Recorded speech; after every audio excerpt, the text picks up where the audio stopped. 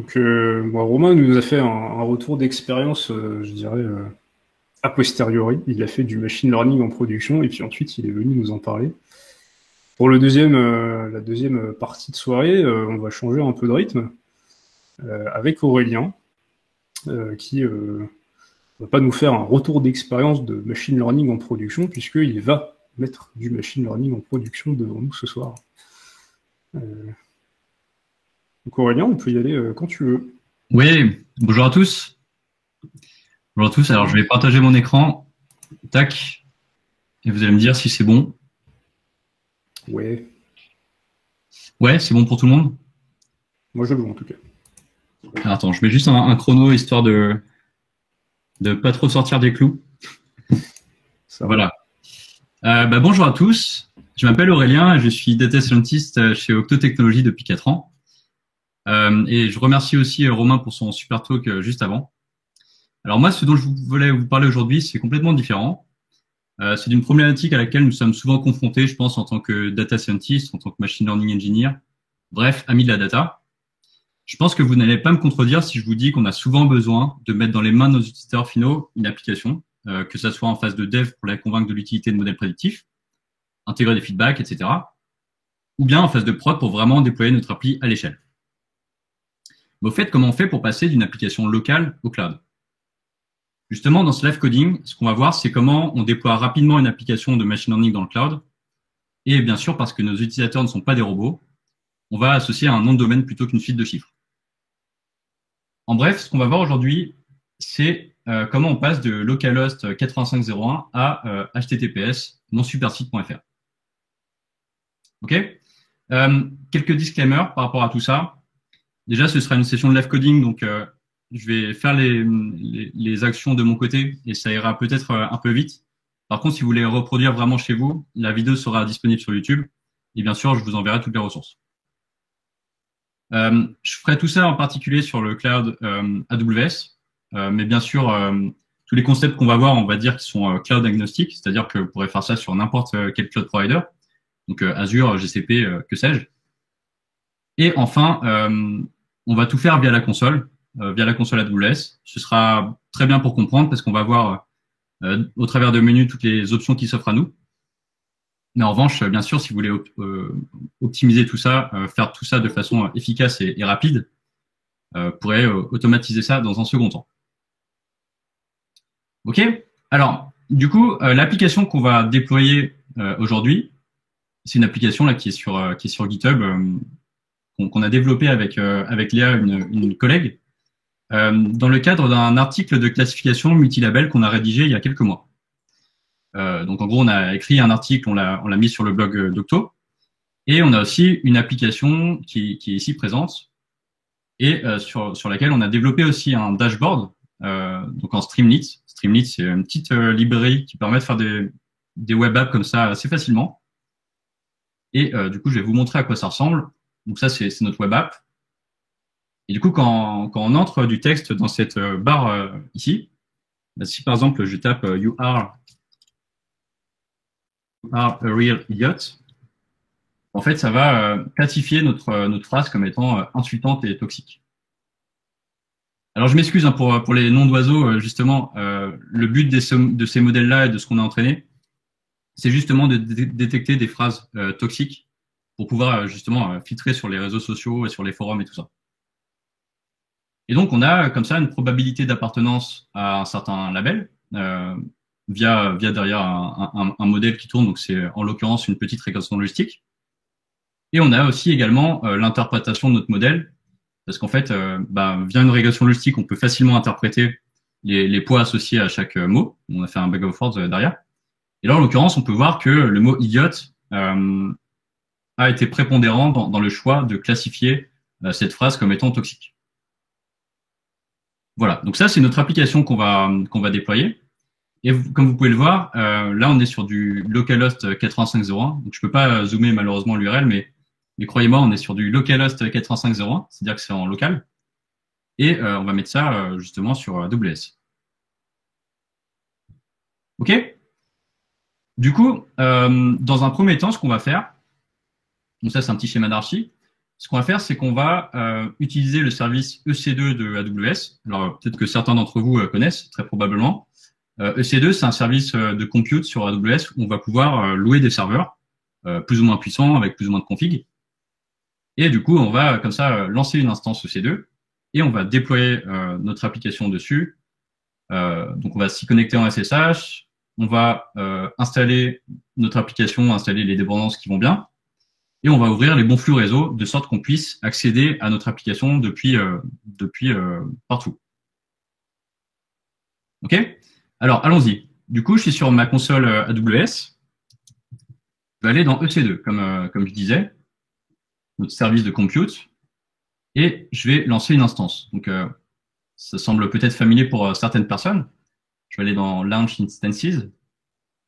Et là, je vais choisir une AMI. Donc, c'est une image qui comporte notamment la version de l'OS, certaines choses qui seront pré-enregistrées, préconfigurées.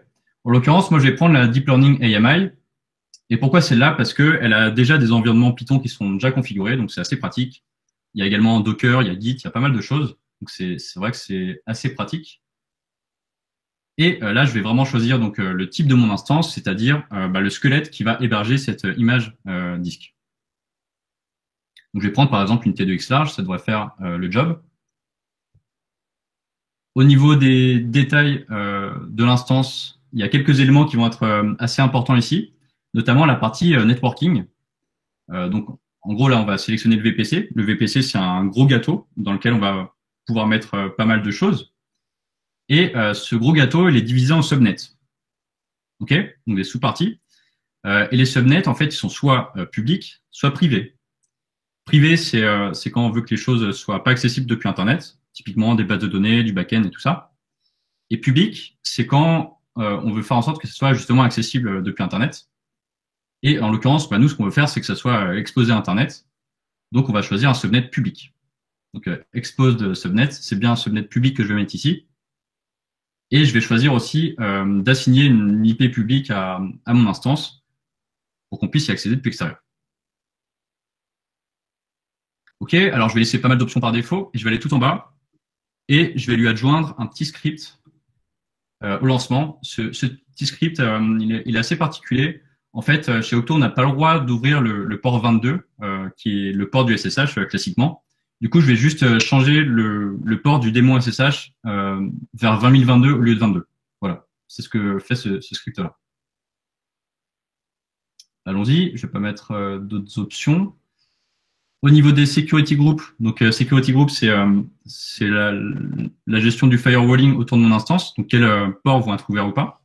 En fait, je vais sélectionner quelque chose qui a déjà été créé, et notamment les security groups ici seront ouverts sur les ports 20022 et aussi 8080 sur lequel on va lancer notre application Streamlit. OK. Alors, je vais y aller, je vais lancer ça. Et je vais sélectionner ma clé SSH qui va me servir à me connecter. Donc, si je remonte, alors j'ai oublié le nom, je vais lui mettre un petit nom. Hop. Je remonte mon schéma. En gros, ce qu'on a fait jusqu'à maintenant, c'est que on a lancé une instance EC2 ici, avec une certaine configuration, une AMI, une certaine taille d'instance. Et on lui a mis aussi un security group, donc ce qui est en rouge ici, et notamment les ports 8080 et 20022 seront ouverts. Donc 20022, on va pouvoir se connecter sur notre machine, et 8080, on va lancer notre appli web dessus, avec notre modèle et tout ça. OK? Et je vais installer, bien sûr, toutes les dépendances là-dessus. Donc là, je vais aller dans Connect, je vais me connecter à mon instance en SSH. Et du coup, la commande, elle va être simple. Je vais faire SSH-i. I, c'est l'identité, donc je vais mentionner la clé SSH que j'ai. Et je vais également mentionner donc l'autre auquel je veux accéder avec l'adresse IP publique. Et je veux aussi mentionner le port 20022 parce que si vous vous souvenez, j'ai changé le port 22 pour le 20022. Ça doit être bon dans quelques instants. Ça prend toujours un petit peu de temps à lancer, voilà. Là, je suis en train de me connecter en SSH à ma machine. Tac, et donc je vais pouvoir voir ce qu'il y a sur cette machine. Notamment, je vais pouvoir lister les environnements qu'on a. J'ai fait une typo. Hop. On a en liste. Je vais pouvoir voir quels environnements Conda existent déjà. Donc, on va voir qu'il y a des environnements qui sont déjà préconfigurés. Ça, c'est lié à l'AMI que j'ai choisi. Notamment, on va avoir du MXNet, on va avoir du TensorFlow, on va avoir du PyTorch. Voilà, c'est ce qu'on peut voir ici. Du Python 3, PyTorch, MXNet, etc. Et moi, je vais me mettre en particulier dans, par exemple, le Python 3. Et je vais rapatrier mon repo de code. Donc, git clone mon repo de code. Il y a plusieurs façons de le faire. C'est pas forcément la façon la plus élégante et je reviendrai là-dessus. Mais en tout cas, pour ramener mon code, là, c'est ce que je vais faire. Je vais faire juste un git clone. Et je vais aller donc, dans mon répertoire.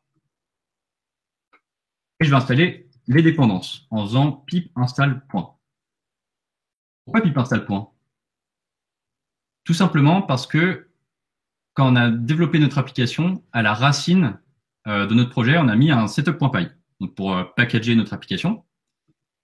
Et dans notre setup.py, on a les install requires qui sont ici. Donc, c'est les librairies dont on a besoin pour faire tourner l'application. Et du coup, j'ai du NumPy, j'ai du Pandas, j'ai du Streamlit, etc. Et du coup, en faisant un pip install point, automatiquement, on va inférer ce qu'il y a à l'intérieur du setup.py et l'installer. Tout simplement. Donc là, c'est en cours. Je suis dans un environnement Conda, donc c'est en train d'installer. Et une fois que c'est bon, je vais pouvoir lancer mon application.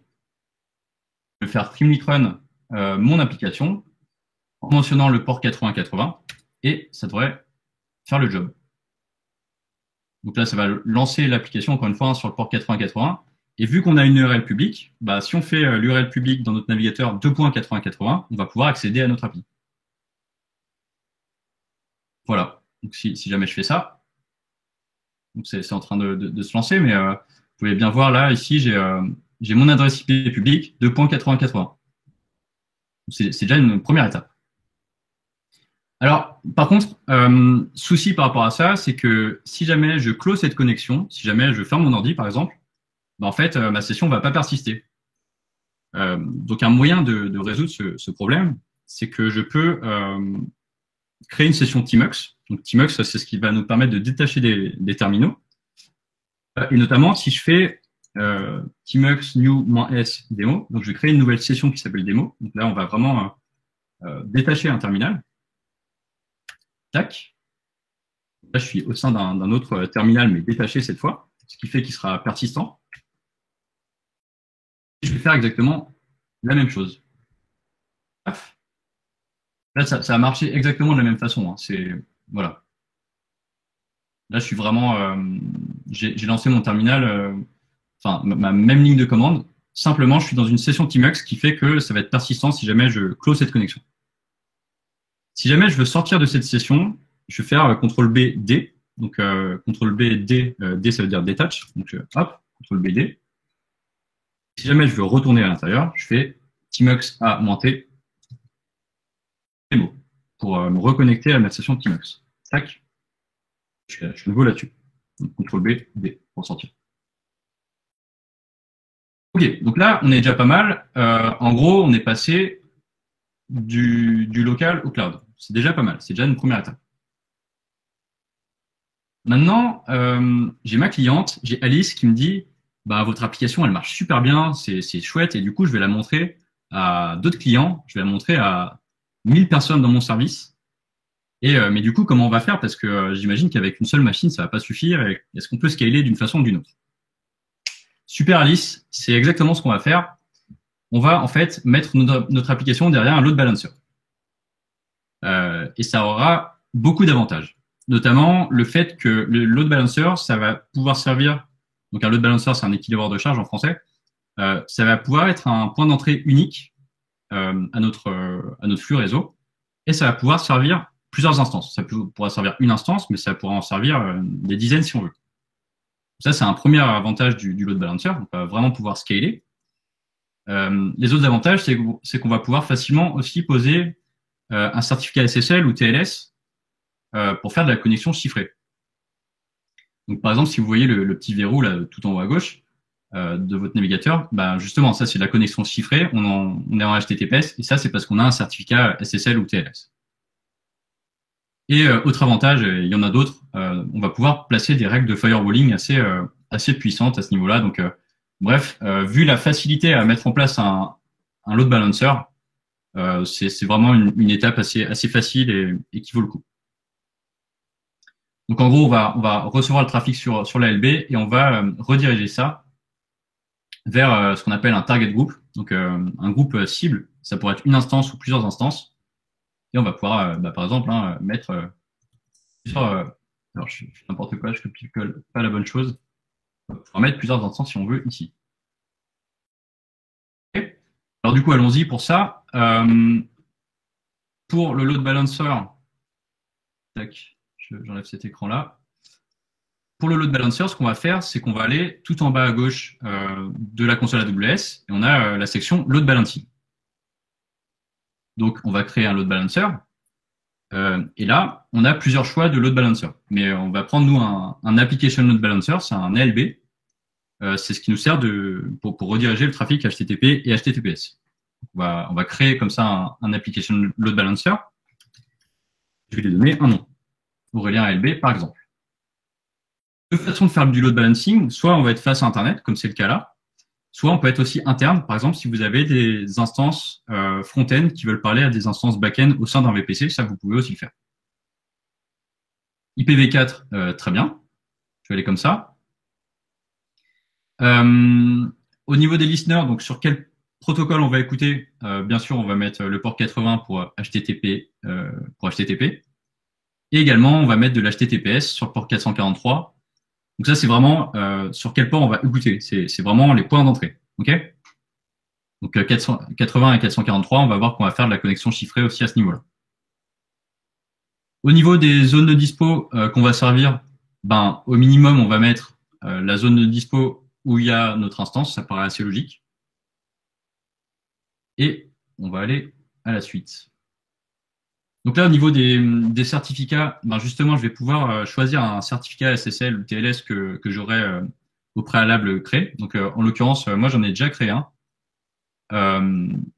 pour meetupcraftingdatascience.fr, justement. Donc, via un service interne à AWS qui s'appelle AWS Certificate Manager.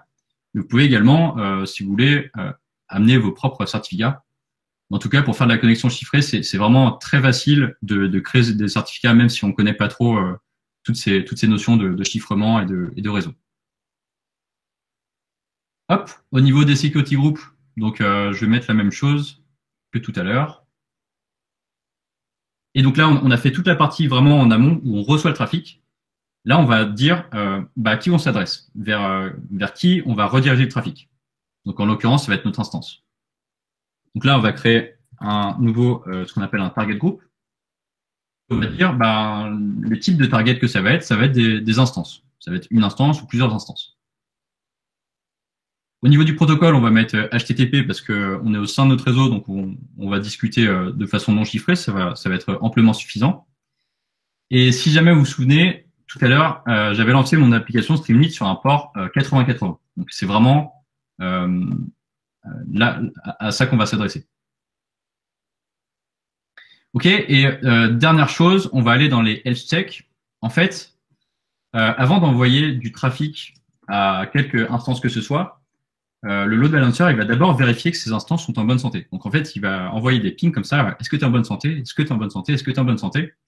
Et au bout d'un certain nombre de checks, on va pouvoir rediriger le trafic vers ces instances. Par exemple, je vais envoyer des health checks toutes les 5 secondes et je veux qu'il y en ait au moins 2 qui soient bons avant de dire cette instance est en bonne santé, on peut lui envoyer du trafic. Hop. Au niveau des instances que je vais ajouter dans mon target group, du coup, je vais mettre celle que j'ai mise, que j'ai créée. C'est une instance, mais ça pourrait être, comme je vous l'ai dit, ça peut être 5, ça peut être 10 instances. On peut aussi les rajouter au fil de l'eau. Mais en tout cas, là, pour l'instant, je mets qu'une seule instance. Et du coup, donc là, on va attendre que ça soit up. On va attendre que le load balancer se lance. On va attendre aussi que les health checks soient bons. On va dire, est-ce que tu es en bonne santé? Est-ce que tu es en bonne santé? Et une fois que ce sera bon, normalement, on devrait pouvoir accéder à notre site via ce nom de DNS qui correspond au nom du load balancer. OK? Donc, si je reviens sur mon schéma en attendant que ça se crée, bah, qu'est-ce qu'on a fait? En fait, on a créé ce qu'on appelle un load balancer, un équilibreur de charge. Lui, il va écouter sur les ports 80 et 443 pour la connexion chiffrée. Et il va rediriger vers les ports 80-80 de notre instance. Et encore une fois, là, on a mis une seule instance dans cette part de gâteau, le target group, mais on pourra mettre une dizaine, une centaine d'instances si on veut. OK? Donc, si jamais je tape ça, voilà. Donc là, j'ai tapé le nom de mon ALB sur ma barre de recherche et on accède vraiment à notre application. Donc, pareil, hein. You are a real idiot. Ça marche de la même façon ici. J'ai vraiment tapé le nom de l'ALB et de façon sous-jacente, c'est lui qui va rediriger le trafic vers plusieurs instances, enfin vers une en l'occurrence, mais ça pourrait être plusieurs instances.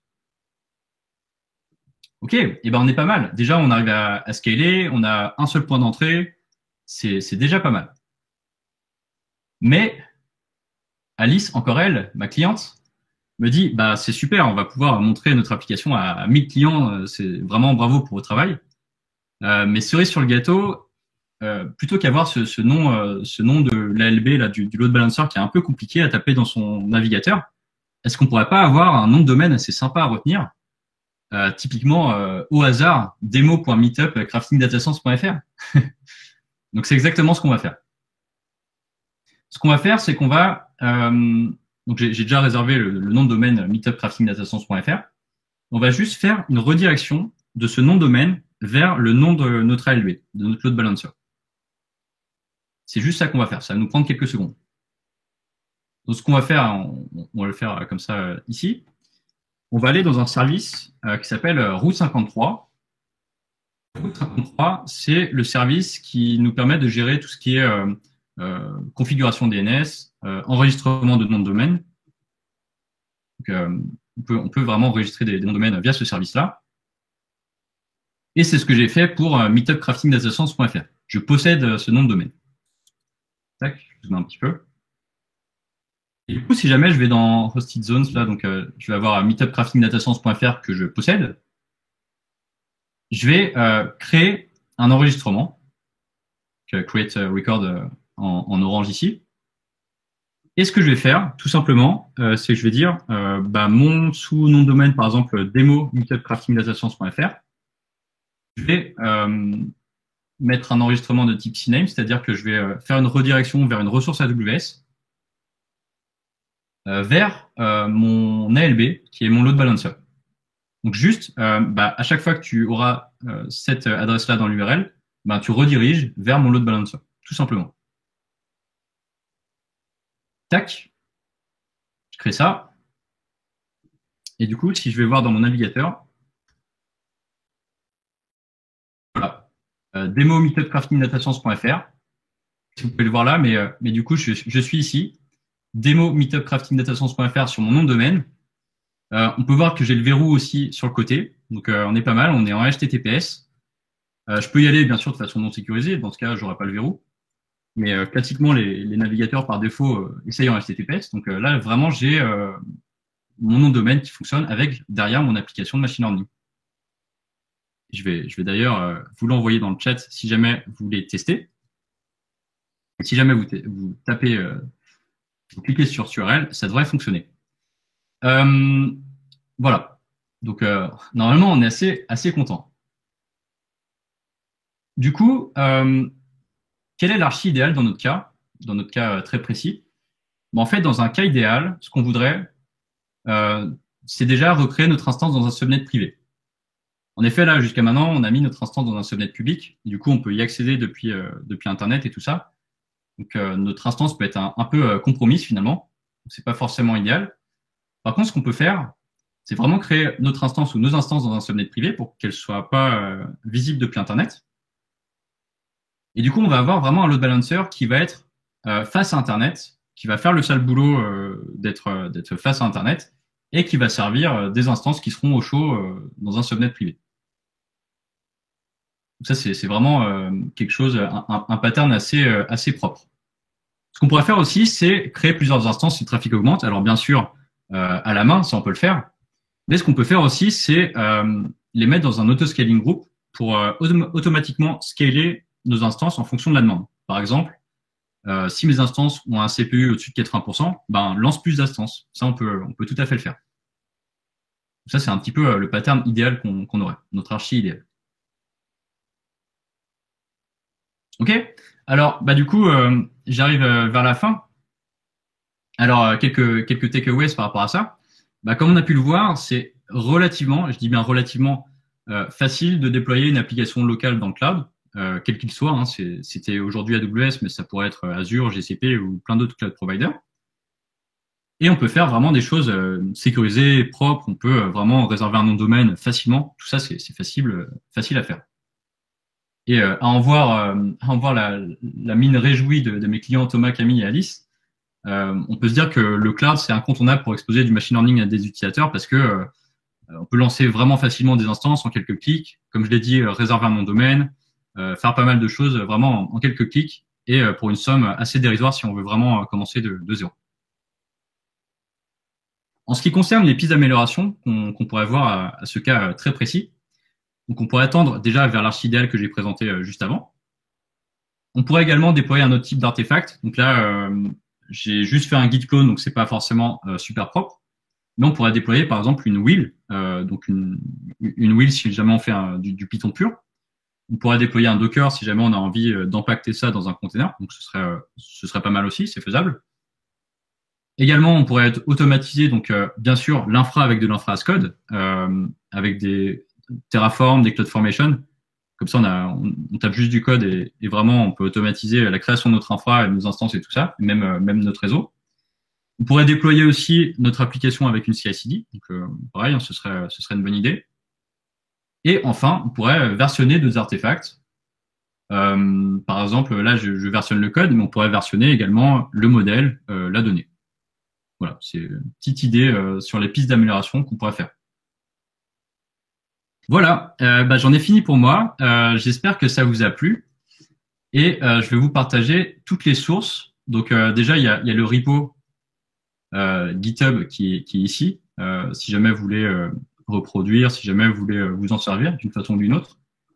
Et plus précisément, au sein de ce repo, bah, j'ai mis tout le schéma là sur un README. Donc si jamais vous voulez vous en servir, avec quelques ressources utiles aussi pour approfondir, ben, bien sûr, n'hésitez pas. Voilà. Merci à tous.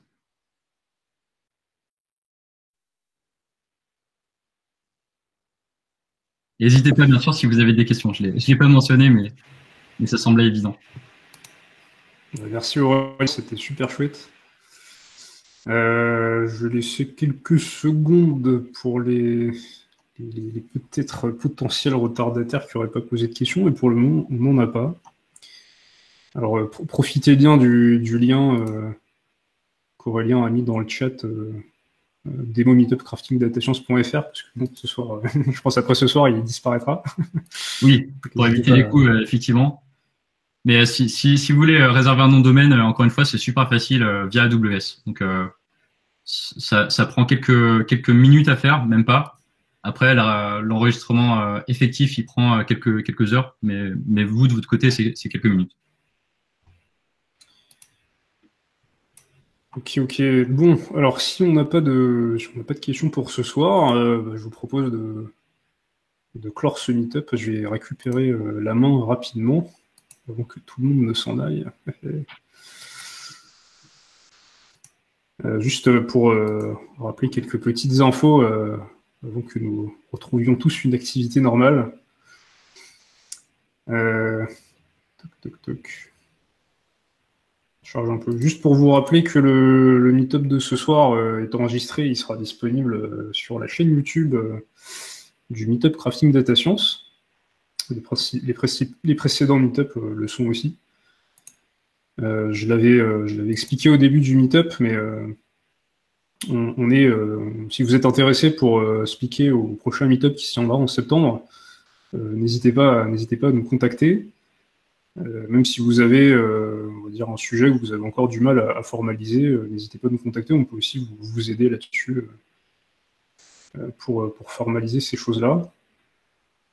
Si vous avez envie de nous laisser aussi des feedbacks, vous pouvez le faire dans ce chat ou directement sur la page Meetup.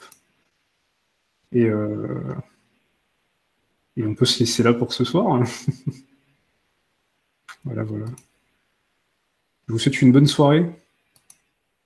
Merci à tous d'être venus et merci à vous les organisateurs aussi.